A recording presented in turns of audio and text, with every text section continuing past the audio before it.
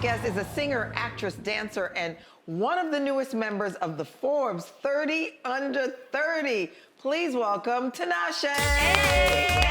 That is so awesome. Hi. Hi, everyone. Thank you so much for having me. Of course, welcome to the show. And congrats on being picked for 30 Under 30.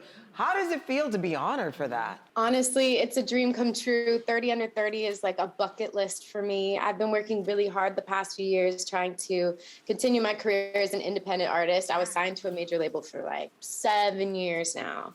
And, you know, kind of taking on that endeavor, that challenge of just kind of creating my own business has been, you know, really fulfilling, very difficult, but it's really nice to know that I'm getting, you know, a couple of accolades, like 30 Under 30. It means a lot. That is huge. That is so dope. Now, a lot has been happening over the last 2 years in your career. The biggest change probably being that you left your label and went independent.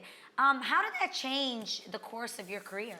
Being independent is great as a creative because I'm able to make all the creative decisions. I'm able to really hone in on my craft, make the visuals I want to make, create the art I want to make, the music I want to make, put it out on my own timeline. And I think that's the biggest difference between now and working with a label. I think when you're with a label, you have to make a lot of compromises and work with a lot of other people. There's a lot of chefs in the kitchen, if you will.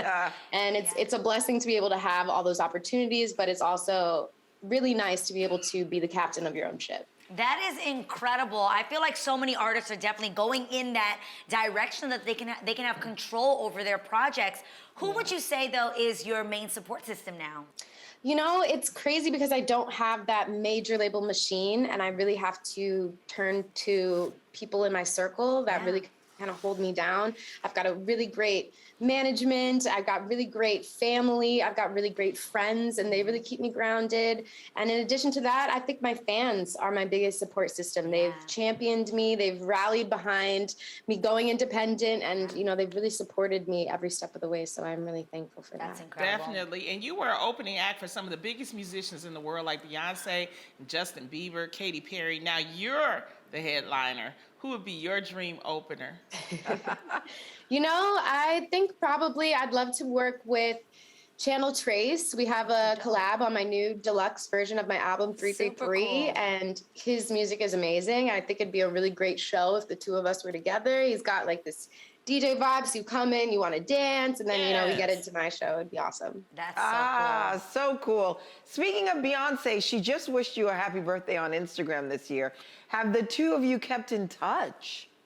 You know what? Beyonce is a queen. So I'm so thankful that I'm able to work with Rock Nation on the management side. I'm able to go to events where I'm able to see her. And she's just been so supportive of me every step of the way, saying she's really proud of all the things that I've been doing. And that means so much to me because she's obviously amazing. She's a queen. She's so supportive of women really in the is. industry, so it's nice to see that. Always. Speaking of doing hard work, I know you mentioned working super hard the last 2 years, but you've also done some inside work as well. I actually saw this interesting tweet from you that said, ego death began a few years ago. Can you explain just what that means to you? I think when I decided to take the independent route and to really kind of take that risk, it felt like I was maybe challenging the perception of myself that I had in my head, or the version of myself that maybe I'd been planning to be. And I think in going through that process, it made me a better artist. It made me a more well-rounded woman. It really taught me a lot about myself. And I think that that was an ego death in a way, because I was able to kind of break down these preconceived ideas of what my career should look like or who I should be that was, you know, inevitably just kind of holding me back. So I think it's really good to be able to give yourself a clean slate and allow yourself the ability to, you know, begin anew.